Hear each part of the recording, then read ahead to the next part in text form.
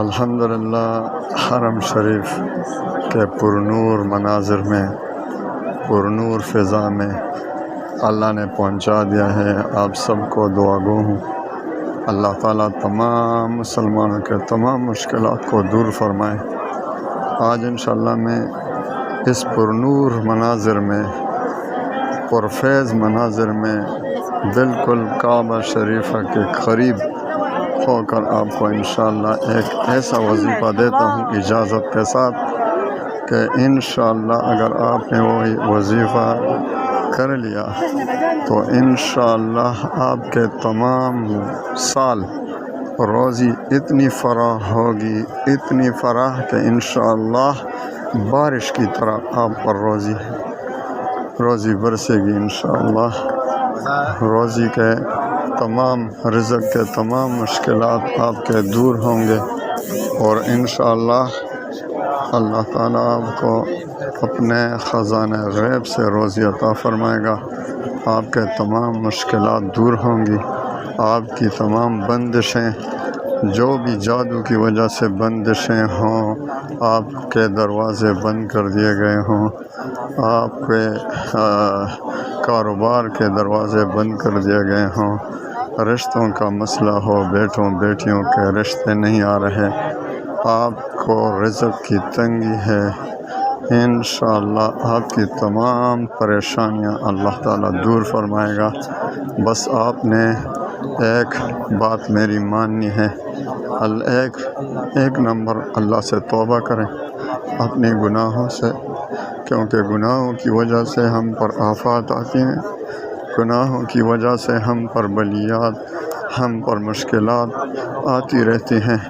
جب ہم استغفار کرتے ہیں تو انشاءاللہ تمام پریشانیاں اللہ تعالیٰ دور فرمائے گا۔ میں آپ کو ایک خصوصی وظیفہ دیتا ہوں، آپ نے 27ویں شب سے شروع کرنا ہے۔ 27 رمضان کے 27ویں شب سے آپ نے ایک وظیفہ شروع کرنا ہے۔ رات کو جب آپ عشاء کی نماز اور تراویح سے فارغ ہو جائیں تو آپ نے 2 رکعت صلاۃ حاجت کے طور پر صلاۃ حاجت کے پڑھنی ہے، 2 رکعت، اور پہلی رکعت میں قل یا ایھا الکافرون 11 بار، اور دوسری رکعت میں قل ھو اللہ احد سورہ اخلاص 11 بار پڑھیں، اور جب 2 رکعت نفل حاجت سے فارغ ہو جائیں تو اس کے بعد خوب دل سے 11 بار درود شریف پڑھیں، درود ابراہیم، اور اس کے بعد یہ آیت کریمہ، اور اس کے بعد آیت پڑھیں ما یفتح اللہ للناس من رحمت فلا ممسک لها وما یمسک فلا مرسل له من بعده وهو العزیز الحکیم۔ آپ نے 1100 بار پڑھنی ہے، اور اس کے بعد 1100 بار یہ آیت پڑھنے کے بعد آپ نے پھر درود ابراہیمی کو 11 بار پڑھنی ہے۔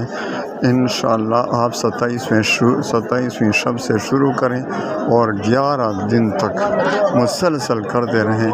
انشاءاللہ